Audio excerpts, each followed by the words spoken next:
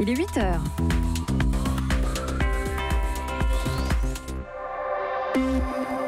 Votre matinale info, c'est jusqu'à 9h avec Nico Saliagas. Nous sommes Céline Dacosta avec David Doucan pour le point sur l'actualité. Bonjour David. Bonjour Nikos, bonjour à tous. 3 titres à la une. Quelqu'un a-t-il enfin une idée pour organiser l'islam de France ? Europe 1 vous révèle le contenu d'un rapport explosif, des propositions innovantes et concrètes dès le début de ce journal. Ça ne veut plus en France, ça peut marcher en Espagne. La résurrection de Manuel Valls passera-t-elle par la conquête de la mairie de Barcelone ? En tout cas, il est déjà en campagne. Reportage dans cette édition. Et puis, le témoignage poignant d'une présentatrice météo en Belgique. Elle est victime de racisme. Vous entendrez son coup de gueule dans quelques instants. Europe 1.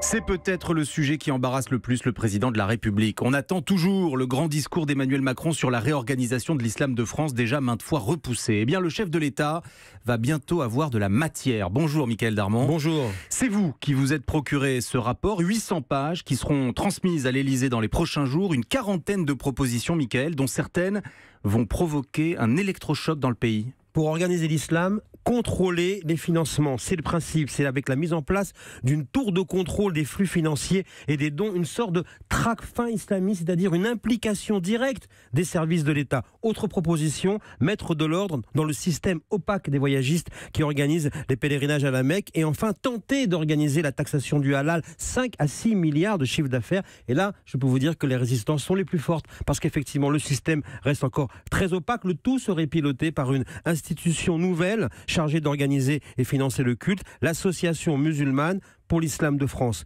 Ce rapport décrit très longuement l'histoire des mouvements islamiques dans le monde et en France, et il décortique surtout la stratégie d'entrisme de la part des frères musulmans et des salafistes. Mickaël Darmon, c'est un rapport aussi sur le plan de la communication qui fait parler, ou vraiment le président a l'intention de s'en servir pour changer les choses ? Écoutez, il faut savoir que si l'Institut Montaigne ne mâche pas ses mots, c'est que le pouvoir a besoin que des choses soient dites pour pouvoir avancer et prendre enfin des décisions. Et d'ailleurs, Hakim El-Karoui ne prend pas de gants. Écoutez, il dit l'islam de France, contrairement à ce que l'on dit, n'est pas pauvre. Il faut juste que ceux qui l'appauvrissent s'écartent de la gestion des flux financiers. Pour ces raisons, il faut en fait un islam partiellement nationalisé. Jamais les choses n'avaient été présentées ainsi au président de la République de s'en saisir. Et pour lui, on sait que les relations, apaiser les relations entre l'islam et la République, eh bien, c'est une question vitale.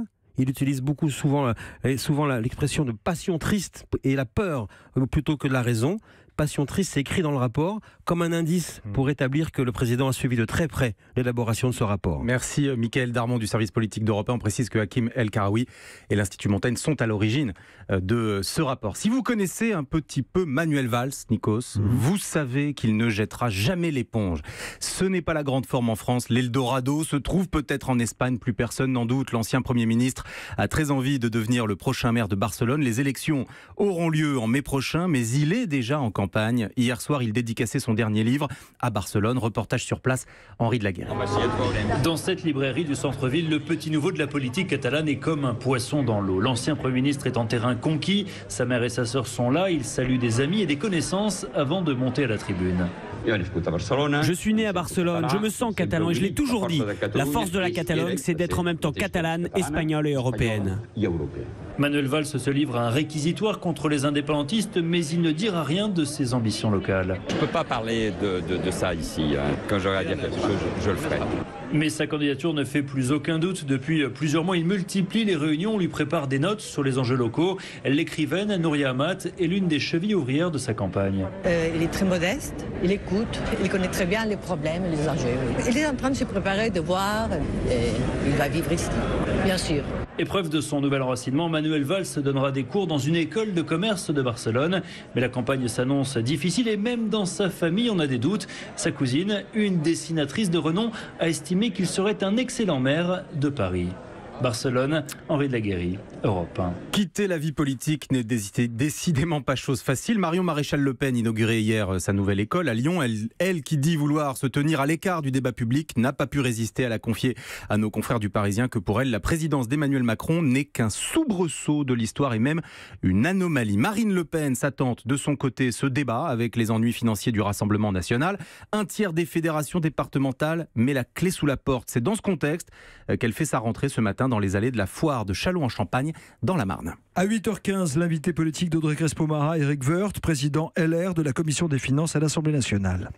Air France va-t-elle encore infliger des jours de grève aux voyageurs ? Eh bien, en tout cas, c'est la mission du nouveau patron, c'est précisément de l'éviter. Les syndicats se réunissent à nouveau ce matin pour évoquer la suite du conflit social. Le Canadien Benjamin Smith n'a pas encore pris ses fonctions, mais l'urgence est telle qu'il agit en réalité déjà discrètement. Enquête signée Aurélien Fleureau. Ben Smith est officiellement au travail, sans pour autant être présent tous les jours dans les bureaux. Il fait encore des allers-retours avec le Canada, mais a tout de même été vu à plusieurs reprises dans les locaux de la compagnie. Selon nos informations, il a rencontré les membres de la direction d'Air France. L'un d'eux a même été bluffé par sa capacité à tout comprendre très vite. Autre certitude, son projet est déjà très construit et ambitieux pour le développement de la compagnie. Ben Smith est en train de constituer son équipe. Dans les couloirs, certains évoquent l'arrivée d'un nouveau DRH, histoire de ne pas relancer les négociations salariales avec ce qui symbolise l'ancienne direction et donc les blocages. Le SNPL, principal syndicat de pilotes, lui a envoyé un courrier lundi dernier pour lui proposer une rencontre. Pas de réponse pour l'instant. Et faute de mieux, les salariés d'Air France se contentent d'échanger avec leurs collègues d'Air Canada qui leur disent en substance « Vous avez de la chance de l'avoir ». Les membres de l'intersyndicale n'en sont eux pas totalement convaincus et en tout cas, ils l'attendent avec impatience. On sait qu'il est en train de faire la tournée des popotes. Ce serait bien que vite, il pense à nous rencontrer, me glisser l'un d'entre eux. Aurélien Fleureau du service économie d'Europe 1. Europe 1. À suivre, le cri du cœur d'une présentatrice météo en Belgique. Elle est victime de racisme et vous écouterez son témoignage bouleversant. Ça vaut le coup d'être entendu parfois. La suite du journal David Decamp avec ce témoignage très émouvant qui nous vient de Belgique. Oui, c'est une vidéo postée sur Facebook par la présentatrice météo de la télévision belge. Déjà visionnée plus d'1 500 000 fois, son témoignage secoue le pays parce qu'elle révèle être victime d'insultes racistes depuis des mois. Le récit d'Isabelle Horry. Cela fait 1 an que Cécile Djounga fait joyeusement la pluie et le beau temps sur l'antenne de la RTBF, la télé publique francophone. Mais elle vient de le révéler, cela fait aussi 1 an qu'elle subit le racisme de certains spectateurs. La jeune femme exprime son ras-le-bol et aussi son émotion dans un message choc. Il y a une dame qui a appelé pour dire que j'étais trop noire et qu'elle ne voyait rien dans l'écran et qu'il fallait me le dire. J'en ai marre en fait de recevoir des tonnes de messages racistes, des messages insultants. Donc ça commence à me mettre en colère et puis ça me touche. Recevoir des sales négresses dans mon pays, en fait, c'est pas drôle quoi. Je me sens belge, je suis bien dans mon pays. Donc maintenant, on va arrêter de me dire de rentrer dans mon pays parce que je suis dans mon pays, d'accord ? En Belgique, cette vidéo est beaucoup commentée. Honte et tristesse. Nous devons nous interroger sur cette rage enracinée dans nos sociétés, écrit l'éditorialiste du grand journal Le Soir. Le patron de la télé publique veut des poursuites judiciaires. Il promet aussi que ces chaînes continueront à refléter la diversité de la population belge. Bruxelles, Isabelle Horry, Europe 1. Une image d'une extrême violence cette nuit au Brésil. Oui, le favori de la présidentielle, Jair Bolsonaro, a été poignardé en plein meeting. Un homme l'a frappé au torse. Les vidéos sont effrayantes. Le candidat, transporté à l'hôpital, a subi une opération. Selon les médecins, son état de santé est à cette heure stabilisé. L'agresseur, interpellé, a déclaré avoir agi sur l'ordre de Dieu. Voici maintenant une idée innovante pour lutter contre le chômage. Oui, et en la matière, toutes les nouvelles initiatives sont bonnes à prendre. Le Pôle emploi d'Arras organise des séances de recrutement sous forme de matchs de foot.